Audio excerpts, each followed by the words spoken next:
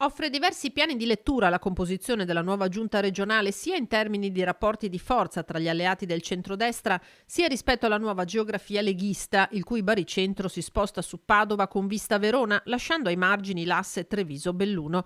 I 10 assessori che affiancheranno Alberto Stefani rispecchiano sì le proporzioni dell'accordo preelettorale, ma i ruoli chiave sono andati al carroccio e non poteva essere altrimenti visto il risultato uscito dalle urne. Da Atreiu, il coordinatore regionale di Fratelli d'Italia Luca De Carlo fa buon viso.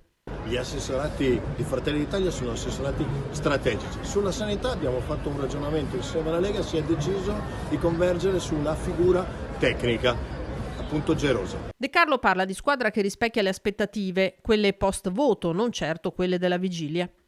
Una giunta forte, rappresentativa, con gli esponenti di Fratelli d'Italia, tutti amministratori, tutti con grande esperienza e tutti pronti a dare il loro contributo per intercettare i bisogni dei veneti e risolvere i loro problemi. Una giunta all'altezza delle nostre aspettative, una giunta forte, coesa, che saprà rappresentare il sentire dei veneti per i prossimi 5 anni. Forza Italia dopo 5 anni torna in giunta regionale e sarà ben rappresentata dalla nostra Elisa Venturini, donna e amministratrice di valore con esperienza e radicamento sul territorio. Così il coordinatore veneto di Forza Italia Flavio Tosi, mentre, come era prevedibile, l'amministrazione Stefani apre un nuovo ciclo, quello della Lega Padovana e Veronese.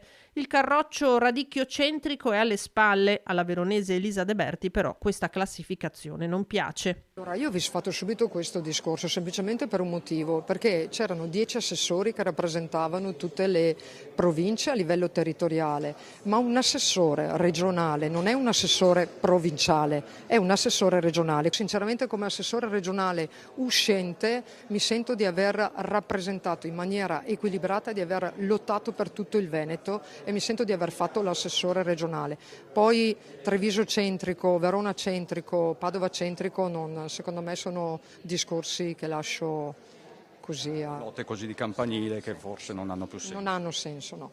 Da Quinto, dove la Lega Trevigiana raduna militanti e sostenitori per l'analisi del voto, rispondono con lo stesso tono Luca Zaia e Mario Conte. Ogni volta ci sono sempre gli stessi commenti. Prima si parlava di giunta troppo spostata su Treviso, ma non lo era. Oggi evidentemente ci sono più assessori padovani, però poi il risultato è che si deve lavorare tutti per i veneti. Direi di finirla anche con questa storia di Zaiani, Bossiani, Salviniani e altre menate del genere, visto e considerato che io non ho mai pensato che il futuro del partito possa essere quello rappresentato dalle correnti. Piuttosto pensiamo a fare in modo di dare risposte ai cittadini. Sono anche convinto che al di là della provenienza, della provincia di provenienza, poi continua davvero la passione